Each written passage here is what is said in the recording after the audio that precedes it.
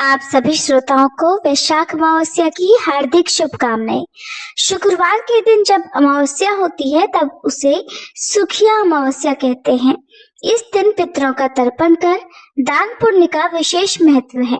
इस दिन पीपल के पेड़ की पूजा और 108 बार परिक्रमा करने के बाद पैसे, फल, मिठाई आदि अर्पित करनी चाहिए। इस दिन का शास्त्रों में विशेष महत्व बताया गया है। अमावस्या के व्रत को सुहागिन महिलाएं अपने पति और अपनी संतान की दीर्घायु के लिए, अखंड सौभाग्य के लिए करती हैं। वैशाख महीने की अमावस्या को सतुवाई अमावस्या भी कहते हैं। इस दिन विशेष रूप से सत्तू का दान करना और सत्तू का सेवन करना अत्यंत पुण्यदायी माना जाता है।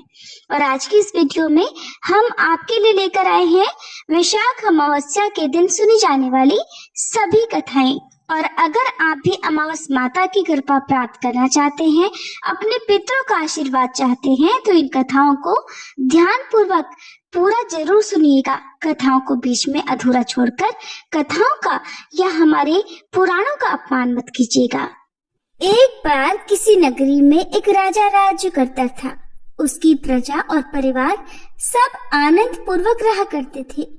राजा की रानी बहुत ही धार्मिक थी और प्रजा भी अपनी रानी को बहुत प्रेम करती थी। राजा के महल के सामने ही एक साहूकार की हवेली थी। राजा की रानी और साहूकार की पत्नी में मित्रता थी। एक दिन की बात है, साहूकार की हवेली से साहूकार की पत्नी के रोने की आवाज आने लगी। उसकी पत्नी बहुत जोर जोर से रोकर विलाप कर रही थी। रानी ने हवेली में रोने की आवाज सुनी तो राजा से इस रोने का कारण पूछा। तब राजा ने बताया कि साहूकार का पुत्र मर गया है, इसी कारण साहूकार की पत्नी और वह बहुत दुखी हैं। रानी बहुत भोली भाली थी। रानी ने राजा से कहा, महाराज दुख क्या होता है? राजा को समझ नहीं आया कि रानी को अब भला कैसे समझाएं कि दुख क्या होता है। तब रानी फिर से बोली, महाराज बताइए ना। तब राजा ने रानी से कहा, तुम अपने राजकुमार को मार दो तो पता चल जाएगा कि दुख क्या होता है। महारानी ने अपने राजकुमार को महल से नीचे गिरा दिया, लेकिन अमावस माता की कृपा से राजकुमार गोबर के ढेर के ऊपर जाकर गिरा और उसे कुछ भी नहीं हुआ। तब रानी अपने राजकुमार को देखकर नीचे आ रही थी कि राजकुमार ने सामने से आते हुए रानी को देखा। ये देखकर राजा भी हैरान रह गया कि इतनी ऊपर से गिरने के बाद भी राजकुमार को कुछ नहीं हुआ। रानी ने राजा से फिर पूछा, महाराज बताइए ना दुख क्या होता है। उस समय पड़ोसी राज्य के राजा के सैनिक युद्ध कर रहे थे। राजा ने रानी से कहा कि अब मैं युद्ध में अकेला जा रहा हूँ। जब तुम्हें मेरे मरने का समाचार मिलेगा तब तुम्हें पता चलेगा कि दुख क्या होता है और तब तुम्हें एहसास हो जाएगा। कहकर राजा ने युद्ध के लिए प्रस्थान किया, लेकिन भगवान और अमावस माता की कृपा से वह राजा युद्ध जीतकर सही सलामत घर आ गया। अब भी रानी को नहीं पता कि दुख क्या होता है। अब तो राजा को भी आश्चर्य होने लगा। उसी समय महारानी महाराज के पास आई और वही प्रश्न फिर से दोहराने लगी कि महाराज आप मुझे दुख के बारे में कैसे एहसास कराएंगे? आप मुझे कैसे बताएंगे कि क्या होता है दुख? तब राजा ने सोचा कि रानी को कैसे एहसास दिलाया जाए। तब कुछ देर सोचने के बाद राजा ने रानी को बुलाकर कहा कि महारानी अब हम गंगा जी की यात्रा करने जा रहे हैं। वहाँ मैं गंगा जी की धारा में कूद जाऊंगा, तब तुम्हें पता चल जाएगा कि दुख क्या होता है। अब रानी ने गंगा यात्रा की तैयारियां प्रारंभ कर दी और आवश्यक सामान और रास्ते में भोजन की सभी सामग्री का प्रबंध कर यात्रा के लिए प्रस्थान किया।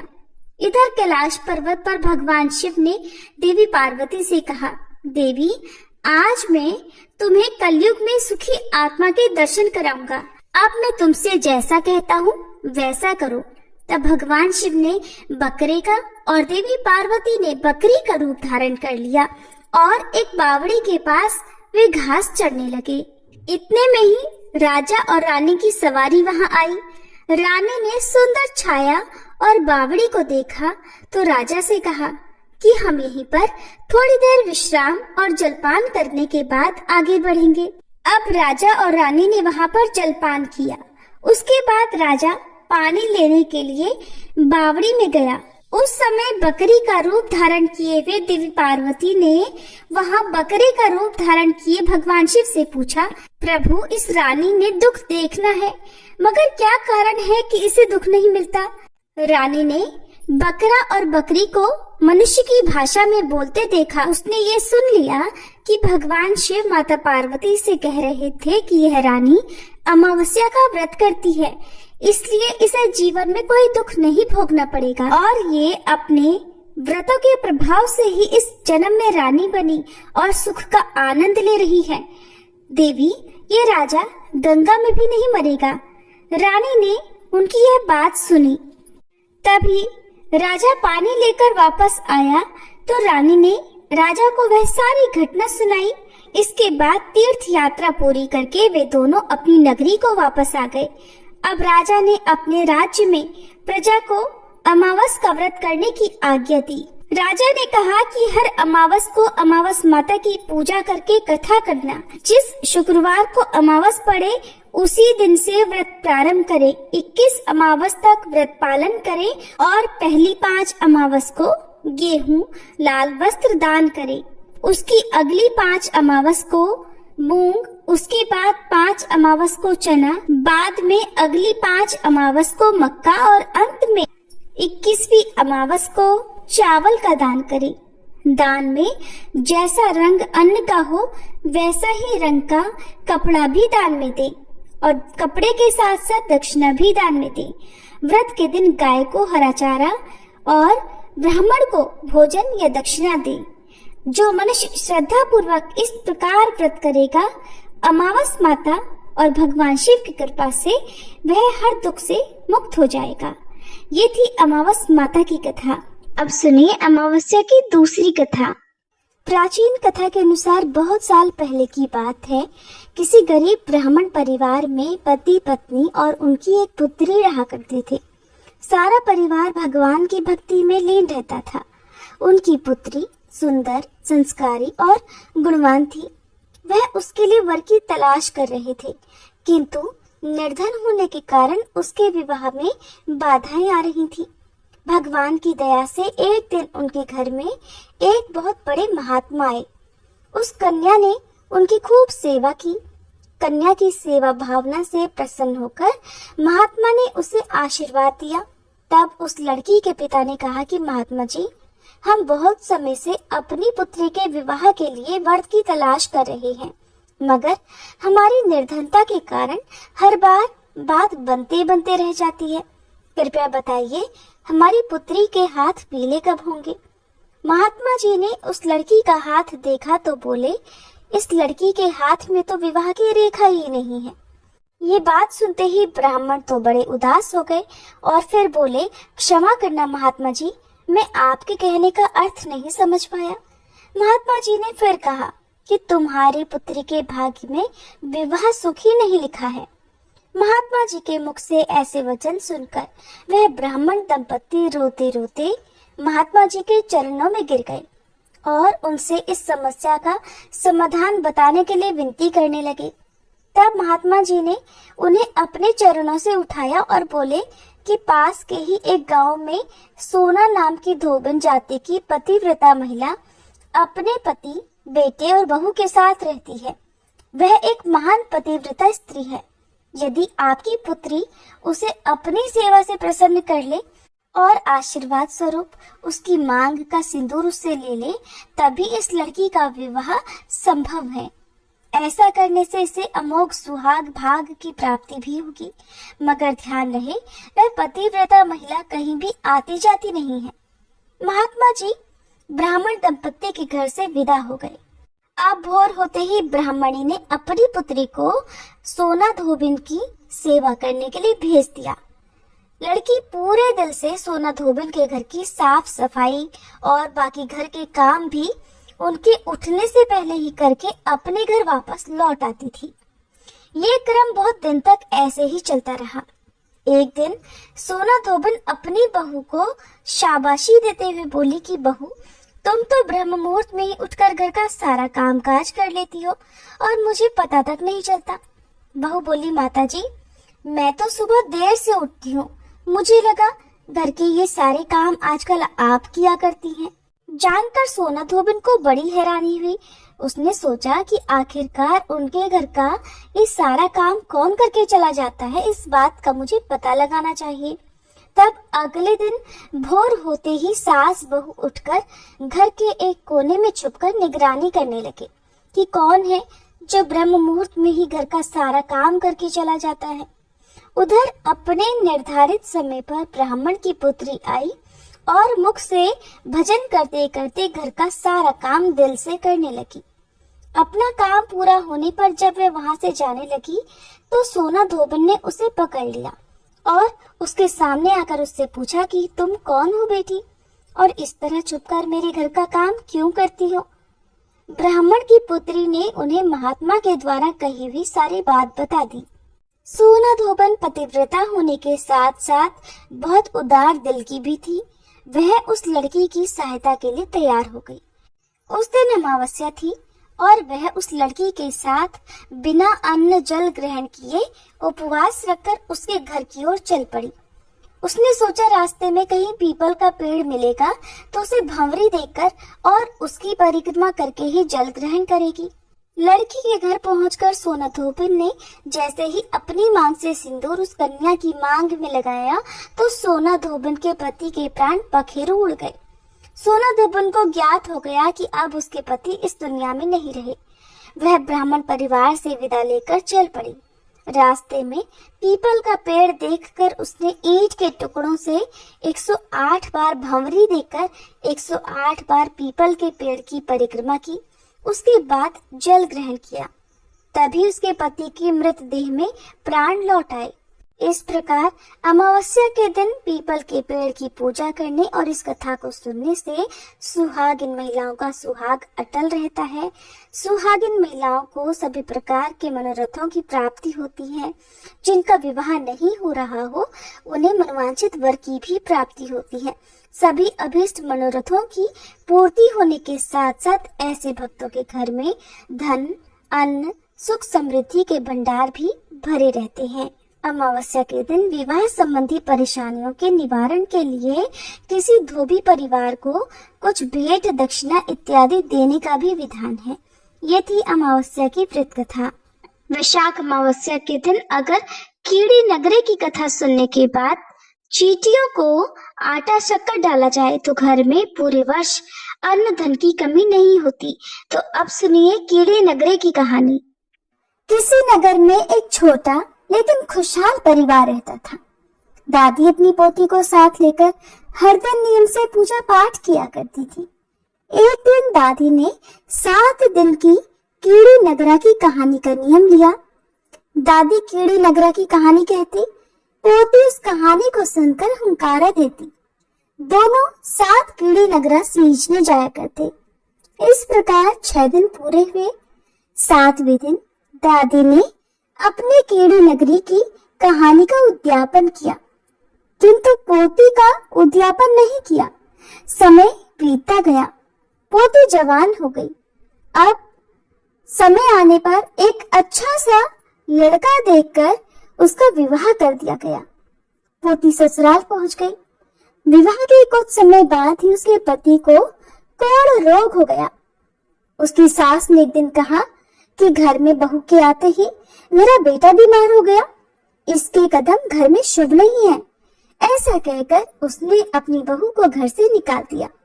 बेटे को भी उसके साथ भेज दिया और कहा कि जा अपने पति की सेवा कर, तुझे सुबह शाम रोटी मिल जाएगी। तब वह यानी पोती अपने पति को लेकर घर से निकल गई। अब वह नगर के बाहर एकांत में कुटिया बनाकर रहने लगी। उसकी सास सुबह शाम 2-2 रोटी दूर से लेकर आ जाती। वह एक रोटी अपने पति को खिलाती और एक रोटी खुद खाकर दिन रात अपने पति की सेवा किया करती। उधर एक दिन दादी ने अपने पोते को बहन से मिलने के लिए भेजा। साथ में चूरमे के लड्डू बनाकर दिए। भाई अपनी बहन से मिलने के लिए गया। जब उसके घर पहुंचा तो वहां जाकर पता चला कि उसकी बहन नगर के बाहर झोपड़ी बनाकर अपने पति के साथ रहती है। भाई अपनी बहन की हालत को देखकर बहुत दुखी हुआ। उसने चूरमे के लड्डू बहन को दे दिए और वहां से दुखी होकर चला गया। बहन ने अपने हिस्से का लड्डू खाया और पति के हिस्से का लड्डू अपने पति को दे दिया। पति ने मना कर दिया। पास ही एक कीड़ी नगरा था। उसने वह लड्डू चूर कर तोड़ तोड़ कर कीड़ी नगरे पर डाल दिया। इसके प्रभाव से उसके पति के हाथ और कोढ़ का रोग ठीक होने लगा। ये देखकर पति ने कहा कि आज सुबह सुबह तुमने ऐसा क्या कर दिया जिससे मेरा कोढ़ रोग ठीक होने लगा। तो पत्नी बोली, मैंने तो आज बस आपके हिस्से के लड्डू कीड़ी नगरी पर डाले थे। जरूर इस बात में कोई रहस्य है। हमें किसी समझदार व्यक्ति से ये बात पूछनी चाहिए। उधर दूसरी ओर जब भाई अपने घर पहुंचा तो घर में सबको अपनी बहन की दुखी हालत के बारे में बताया। दादी अपने बेटे बहू के साथ पोती से मिलने पहुंच गई। वहां जाकर उसने अपनी पोती से पूछा, बेटी ये सब कैसे हो गया? तब पोती ने कहा, दादी शायद अब यही मेरा भाग्य है। और सारी बात उसने दादी को बता दी। उसकी बात सुनकर दादी बोली कि बेटी, जब मैंने कीड़ी नगरे का उद्यापन किया था तब तुम्हारा नहीं किया। शायद ये कीड़ी नगरे का ही श्राप है, परंतु अब तू चिंता मत कर, सब ठीक हो जाएगा। इसके बाद पोती से कहा कि एक कटोरी में घी गुड़ लेकर आओ। पोती ने घी और गुड़ लाकर दादी को दे दिया। अब दादी ने कीड़ी नगरा की कहानी कही। पोती ने कहानी का हुंकारा भरा। कहानी कहने के बाद दादी ने कहा, बेटी तुम 7 दिन तक नियमित इस कहानी को कहना। तुम्हारा पति हुंकारा देगा तो सब ठीक हो जाएगा। और हाँ, 7वें दिन इसका उद्यापन जरूर करना। सुनकर पोती बोली, दादी मैं उद्यापन कैसे करूंगी? मेरी सास तो हमें ठंडी और बासी रोटी देकर जाती है। दादी बोली, कोई बात नहीं, तुम ठंडी रोटी से ही चूरमे की 4 पिंडी बना लेना। 2-2 पिंडी तुम दोनों हाथ में लेकर कीड़ी नगरी की कहानी कहना। एक एक पिंडी उसके बाद तुम खा लेना और दोनों की एक एक पिंडी का चूरा करके कीड़ी नगरी पर डाल देना। पानी की कार लगाकर धोख खा लेना। दादी की बात सुनकर पोती ने अपने पति से कहा, मैं कीड़ी नगरी की कहानी कहूंगी और आप हुंकारा भरना। पति बोला, क्यों नहीं, ये सब तुम मेरे लिए ही तो कर रही हो। इस कहानी से मेरा कोढ़ ठीक हो जाएगा तो मैं इसे जरूर सुनूंगा। अब पोती कहानी कहने लगी। पति ने हुंकारे भरे। इस प्रकार 6 दिन तक नियमित कीड़ी नगरी की कहानी सुनी और हुंकारा भरी गई। फिर एक दिन वह अपनी पत्नी से बोला कि कल सुबह इसका उद्यापन कर देना। तब उसकी पत्नी ने कहा, आपकी माँ एक समय की 2 ही रोटी देकर जाती है, मैं चूरमा कैसे बनाऊंगी? तो पति बोला, माँ आज शाम को 2 रोटी देगी, उसे रख लेना। फिर कल जो 2 रोटी देगी उन 4 रोटी को मिलाकर चूरमा बना लेना। अगले दिन पोती ने सुबह सुबह उठकर स्नान कर लिया। उसका पति स्नान नहीं कर पाया था, इसलिए उसने अपने पति पर पानी के छींटे मारकर उसे शुद्ध कर लिया। उसके बाद 2 रोटी रात की और 2 रोटी सुबह की लेकर चूरमा बना दिया। फिर पति को कीड़ी नगरी के पास बिठा दिया। उसने कहानी कही। कोढ़ी पति ने हुंकारा दिया। इसके बाद दोनों ने एक एक लड्डू तोड़कर कीड़ी नगरी पर डाल दिया और पानी की कार लगा दी। फिर धोख देकर बोले, हमारा कोढ़ झाड़ देना, कोई भूल हो गई हो तो क्षमा कर देना। इस प्रकार दोनों ने सच्चे मन से कीड़ी नगरी की कहानी सुनी और उसका उद्यापन किया। इसके बाद वहां से उठकर दोनों पति पत्नी ने बची हुई चूरमे की एक एक पिंडी खाई और पानी पिया। देखते ही देखते उसका पति तो कोढ़ से मुक्त हो गया और उसकी काया भी कंचन सी हो गई। दोनों ही कोढ़ झड़ने से बड़े प्रसन्न हुए। शाम हुई तब उसकी सास रोटी लेकर आई। हर रोज की तरह दूर से ही बहू को रोटी दी, लेकिन चारपाई पर जब उसने एक युवक को देखा तो उसे पहचान नहीं पाई। दरअसल वे अपने ही बेटे को नहीं पहचान पाई और बहू पर चिल्लाकर बोली, बहू ये तुमने चारपाई पर किसको बैठाया है और मेरा बेटा कहाँ है? तो बहू बोली, माँ जी यही तो है आपका बेटा, फिर भी आपको विश्वास नहीं होता तो सासू चांदी की पहन ले चोली, लोहे की तान ले तनात, ब्याह में आएगी बारात, तब अपना परिवार इकट्ठा कर लेना और हमें अपना लेना। सास ने सुना तो अपने घर गई और पति को सारी बात बताई। तब उसने कहा कि वो हमारा ही बेटा है, उसे 6 महीने हो गए वहाँ रहते रहते, इसलिए तुम पहचान नहीं पाई। पर उसकी जिद के कारण सास ससुर ने अपने परिवार जनों को बुलाया। सास ने चांदी की चोली पहनी, लोहे की तनात तान दी, गंदी नाली से एक लोटा भर लिया, फूटी हुई थाली ले ली, ज्वार का एक डोडा ले लिया, फिर वह अपने बेटे को अपनाने चल पड़ी। तब वह फूटी हुई थाल सोने की हो गई, लोटे में जो गंदा पानी था वह शुद्ध हो गया। उसने जो ज्वार का डोडा लिया था उसके मोतियों के दाने हो गए। फिर जब सास अपने बेटे के पास पहुंची तो सास की छाती का दूध बेटे की मूछ पर और बहू के घूंघट पर गिरा। उसके बाद वह अपने बेटे बहू को गाजे बाजे के साथ धूमधाम से अपने घर ले आई। बेटे बहू को चौकी पर बिठाया। फिर सास ने बहू से पूछा कि बहू तुमने ऐसा कौन सा उपाय किया कि जिससे मेरा बेटा बिल्कुल ठीक हो गया? तब बहू ने अपनी सास को सारी बात बताई। कीड़ी नगरे की कहानी का चमत्कार सुनकर सास बोली, हे कीड़ी नगरा, इस कहानी को कहने सुनने हुंकारा देने वाले सभी के कष्ट दूर करना।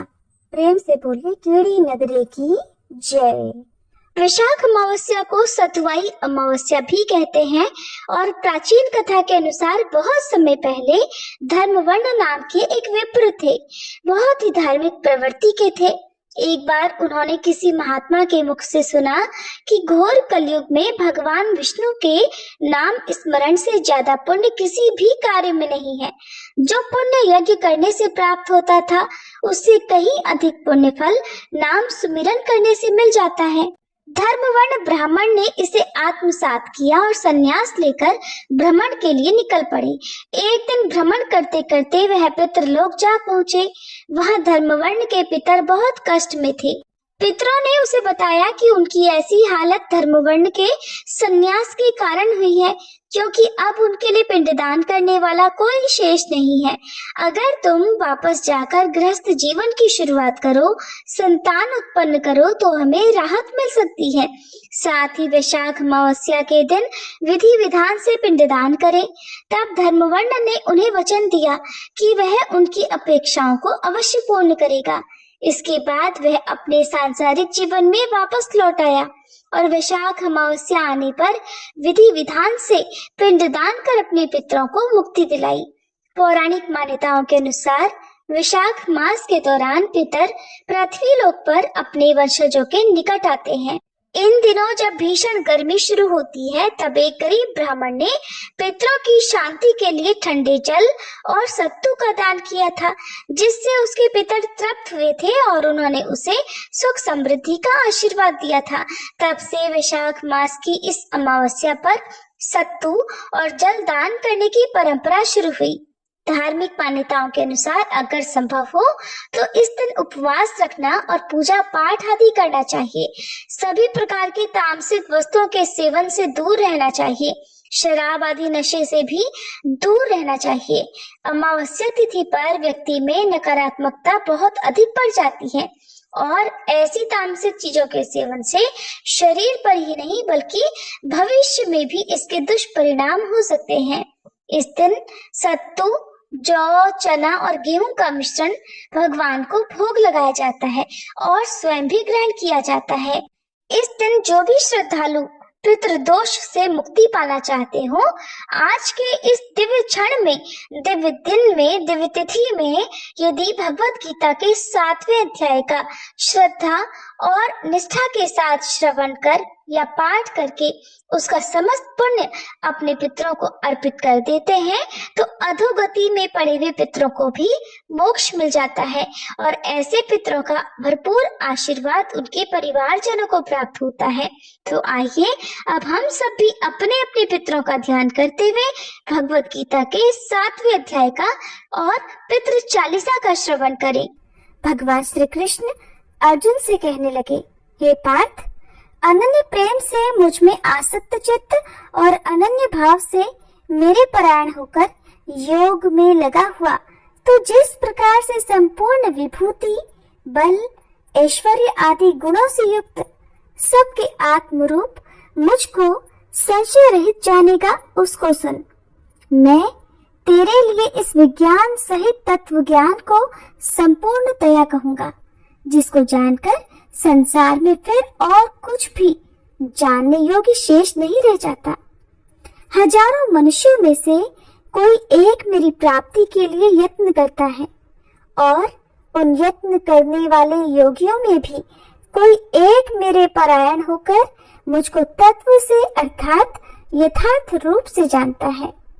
पृथ्वी, जल, अग्नि, वायु, आकाश, मन, बुद्धि और अहंकार भी इस प्रकार से ये 8 प्रकार से विभाजित मेरी प्रकृति है।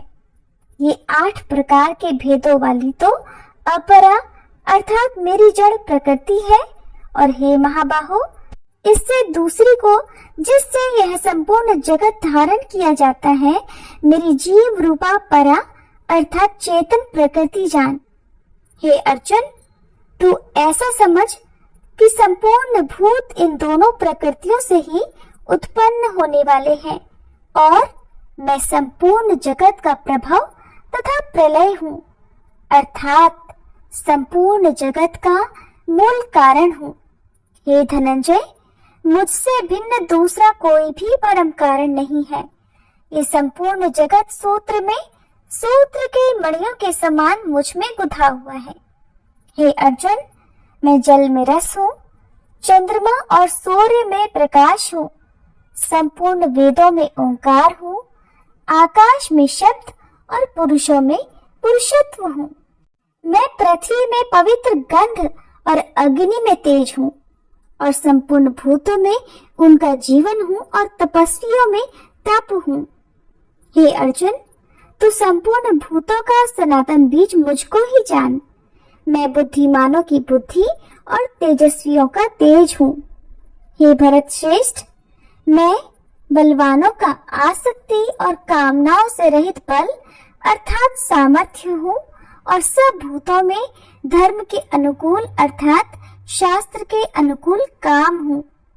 और भी जो सत्वगुण से उत्पन्न होने वाले भाव हैं और जो रजोगुण से होने वाले भाव हैं, उन सब को तो मुझसे ही होने वाले हैं ऐसा जान, परंतु वास्तव में उनमें मैं और वे मुझ में नहीं हैं। गुणों के कार्य रूप सात्विक, राजस और तामस, इन तीनों प्रकार के भावों से ये सारा संसार प्राणी समुदाय मोहित हो रहा है। इसलिए इन तीनों गुणों से परे मुझ अविनाशी को नहीं जानता, क्योंकि ये अलौकिक अर्थात अति अद्भुत त्रिगुणमयी मेरी माया बड़ी दुस्तर है।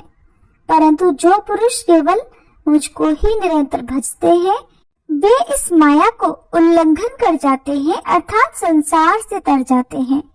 माया द्वारा जिनका ज्ञान हरा जा चुका है, ऐसे आसुर स्वभाव को धारण किए हुए मनुष्यों में नीच दूषित कर्म करने वाले मूढ़ लोग मुझको नहीं भजते।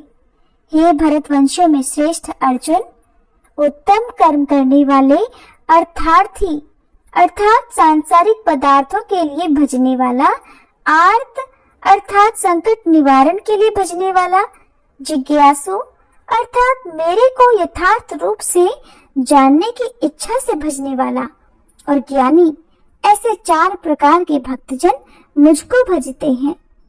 उनमें नित्य मुझ में एकाकी भाव से स्थित अनन्य प्रेम भक्ति वाला ज्ञानी भक्त अति उत्तम है, क्योंकि मुझको तत्व से जानने वाले ज्ञानी को मैं अत्यंत प्रिय हूँ और वह ज्ञानी मुझे अत्यंत प्रिय है। ये सभी उदार हैं, परंतु ज्ञानी तो साक्षात मेरा स्वरूप ही है, ऐसा मेरा मत है।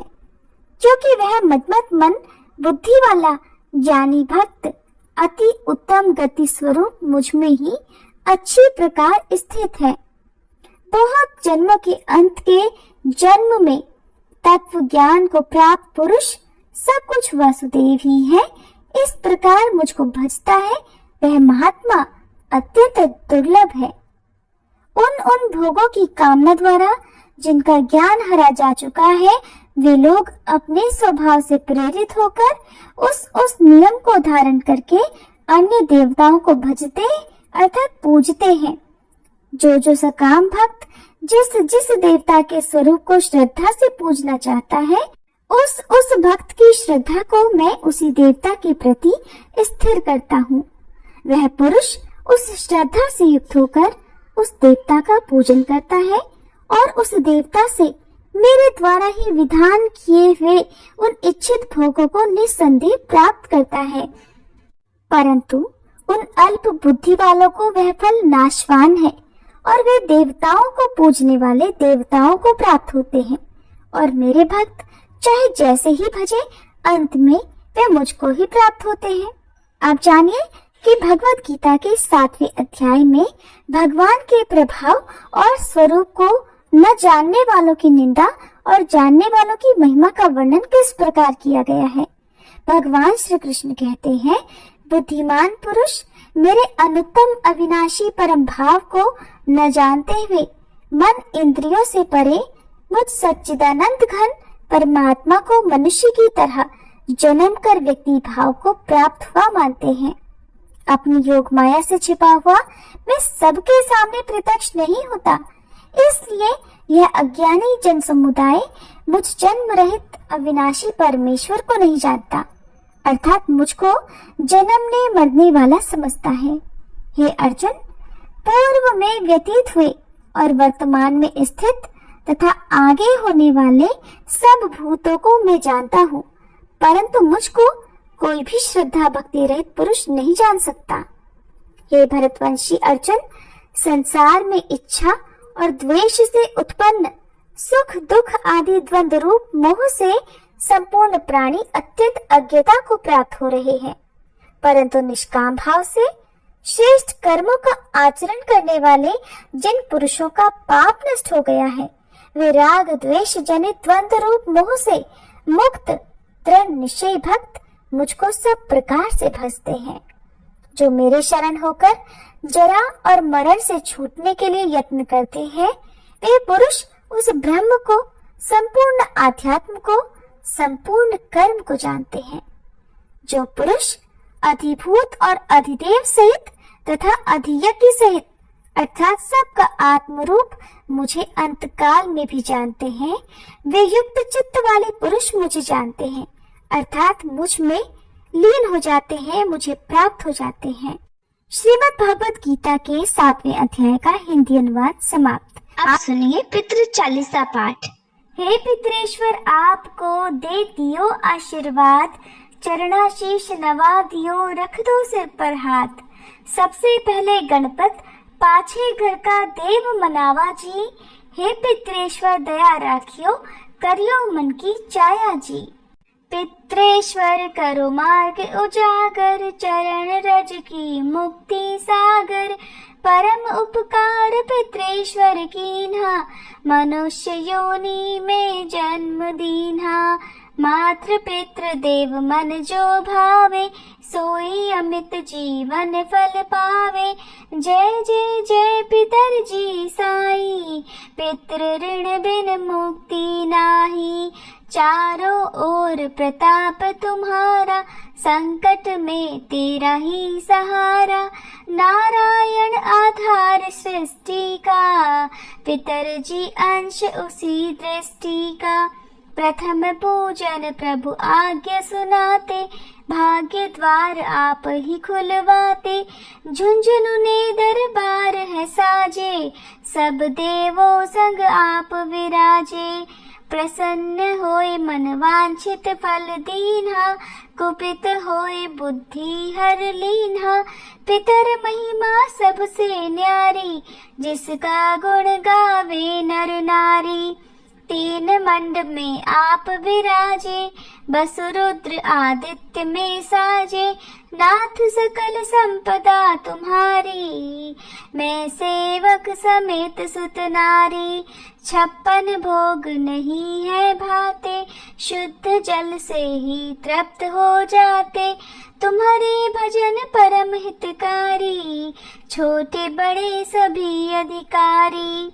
भानु उदय संग आप पुजावे, 5 अंजलि जल रिझावे। ध्वज पताका मंडपे साजे, अखंड ज्योति में आप विराजे। सदियों पुरानी ज्योति तुम्हारी, धन्य हुई जन्म भूमि हमारी। शहीद हमारे यहाँ पुजाते, मातृभक्ति संदेश सुनाते। जगत पितरों सिद्धांत हमारा, धर्म जाति का नहीं है नारा। हिंदू मुस्लिम सिख ईसाई, सब पूजे पितर भाई।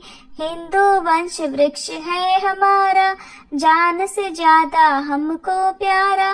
गंगा ये मरु प्रदेश की, पितृ तर्पण अनिवार्य परिवेश की। बंधु छोड़कर इनके चरणा, इन्हीं की कृपा से मिले प्रभु की शरणा। 14 को जागरण करवाते, अमावस को हम धोक लगाते। जात जड़ूला सभी मनाते, नांदी मुख श्राद्ध सभी करवाते। धन्य जन्म भूमि का है वो फूल, जिसे पितृ मंडल की मिली है धूल। श्री पितर जी भक्त हितकारी, सुन लीजिए प्रभु अर्ज हमारी। निशिदिन ध्यान धरे जो कोई, तासम भक्त और नहीं कोई।